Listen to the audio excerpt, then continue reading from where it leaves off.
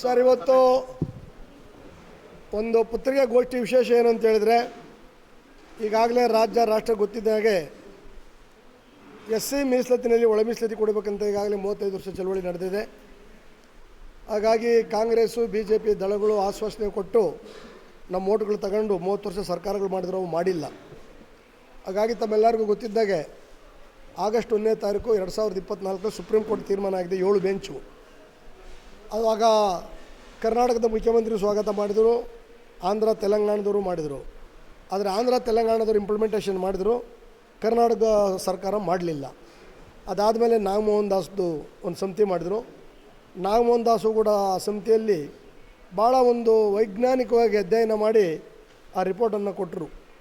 ಅಂದರೆ ಯಾವ ರೀತಿ 6 ವಲಯ ಸಮುದಾಯ, 6 ಮಾದಿಗರು, ಒಂದು ಅಲೆಮಾರಿ ಮತ್ತು ಉಳಿದ 4 ಲಂಬಾಣಿ ಬೋವಿ ಅಂತ ಅಷ್ಟು ದುಡ್ಡು ಖರ್ಚು ಮಾಡಿ ತಗೊಂಡಂಥ ರಿಪೋರ್ಟನ್ನು ಸಾರಸಟ್ಟಾಗಿ ಕಾಂಗ್ರೆಸ್ ಸರ್ಕಾರ, ಸಿದ್ದರಾಮಯ್ಯ ನೇತೃತ್ವ ಸರ್ಕಾರ ಕೆಲವು ಪಟಭದ್ರ ಶಕ್ತಿಗಳಿಗೆ ಮಣಿದು ಅದನ್ನು ಕಸದ ಬುಟ್ಟಿಗೆ ಎಸ್ತರು.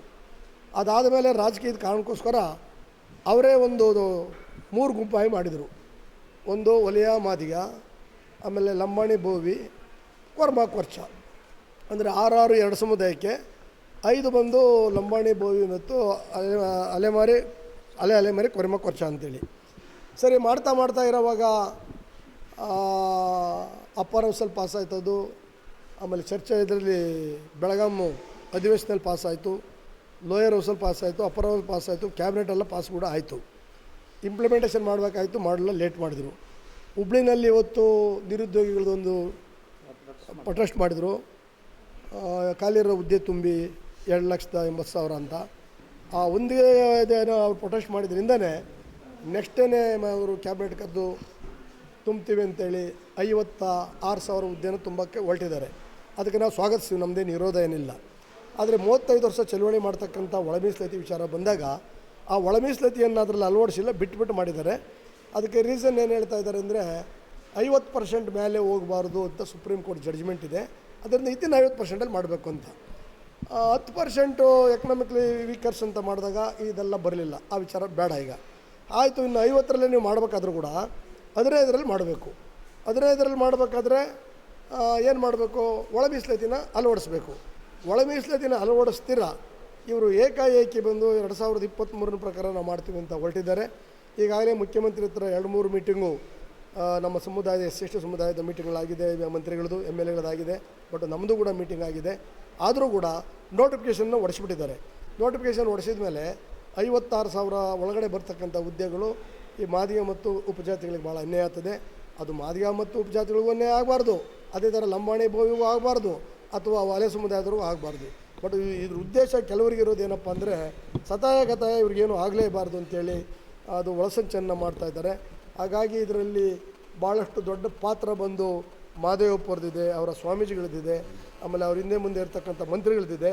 ಹಾಗಾಗಿ ಸಿದ್ದರಾಮಯ್ಯನವರು ಮೇನಾಮೇಷವನ್ನು ತೋರಿಸ್ತಾ ಇದ್ದಾರೆ. ಅದರಿಂದ ಇದೇ 12ನೇ ತಾರೀಕು ನಾವು ಈ ಒಂದು ಒಳ ಮೀಸಲಾತಿ ಹೋರಾಟ ಸಮಿತಿ ಅಂತ ಮಾಡಿಕೊಂಡು ಎಲ್ಲ ಸಂಘಟನೆಗಳು, ಸಾಮಾಜಿಕ ಸಂಘಟನೆಗಳು, ಆಲ್ ಇಂಡಿಯಾ ಬಹುಜನ ಸಮಾಜ ಪಾರ್ಟಿ ಎಲ್ಲ ಒಂದಾಗಿ ನಾವು ಆ ಕಾರ್ಯಕ್ರಮ ದೊಡ್ಡ ಒಂದು ಪ್ರತಿಭಟನೆಯನ್ನು ಮಾಡ್ತೀವಿ. ಅವತ್ತು ಕ್ಯಾಬಿನೆಟ್ ಕೂಡ ಇದೆ. ಸಿದ್ದರಾಮಯ್ಯನವರು ಅವತ್ತು ತೀರ್ಮಾನ ತಗೊಬೇಕು. ಸಾಮಾಜಿಕ ನ್ಯಾಯದ ಬಗ್ಗೆ ಸಿದ್ದರಾಮಯ್ಯನವರು ಭಾಳ ಮಾತಾಡ್ತಾರೆ, ಅವ್ರ ಹಿಂದೆ ಮುಂದೆ ಇರೋರು ಮಾತಾಡ್ತಾರೆ. ಆದರೆ ಸಾಮಾಜಿಕ ನ್ಯಾಯದಲ್ಲಿ ಬಂದಾಗ ಕಡೆ ಮನುಷ್ಯನಿಗೆ ಸಿಗಬೇಕಾದ್ದು ಎಲ್ಲ ಸೌಕರ್ಯ ಅಂತೇಳಿ ಪರಮಪೂಜ ಬಾಬಾ ಸಾಹೇಬ್ ಅಂಬೇಡ್ಕರ್ ಹೇಳ್ತಾ ಇದ್ದಾರೆ. ಸುಪ್ರೀಂ ಕೋರ್ಟ್ ಜಡ್ಜ್ಮೆಂಟನ್ನು ಇವರು ತಿರಸ್ಕಾರ ಮಾಡಿದ್ದಾರೆ, ಸಂವಿಧಾನವನ್ನು ತಿರಸ್ಕಾರ ಮಾಡಿದ್ದಾರೆ, ಅಥವಾ ನಾಗಮೋಹನ್ ದಾಸ್ ವರದಿಯನ್ನು ತಿರಸ್ಕಾರ ಮಾಡಿದ್ದಾರೆ.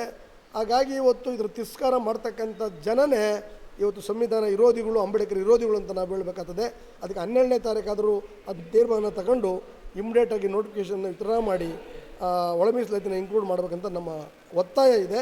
12ಕ್ಕೆ ಇದು ಮಾಡಬೇಕು. 12ಕ್ಕೆ ಬೃಹತ್ ಪ್ರತಿಭಟನೆ ಇದೆ. 12ಕ್ಕೆ ಏನನ್ನು ಮಾಡಲಿಲ್ಲ ಅಂದರೆ ಇದನ್ನು ನೆಕ್ಸ್ಟ್ ಏನು ಮಾಡಬೇಕು ರಾಜ್ಯದಲ್ಲಿ ಅಂತೇಳಿ ನಾವೆಲ್ಲ ಜಂಟಿ ಹೋರಾಟ ಸಮಿತಿಯನ್ನು ನಾವು ಅದನ್ನು ಒಟ್ಟಿಗೆ ತಗೊಂಡು ಹೋರಾಟ ಮಾಡ್ತೀವಿ ಅಂತಕ್ಕಂಥ ಮಾತನ್ನು ಈ ಟೈಮಲ್ಲಿ ಹೇಳೋಕ್ಕೆ ನಾವು ಇಷ್ಟಪಡ್ತೀವಿ. ನಾವೆಲ್ಲ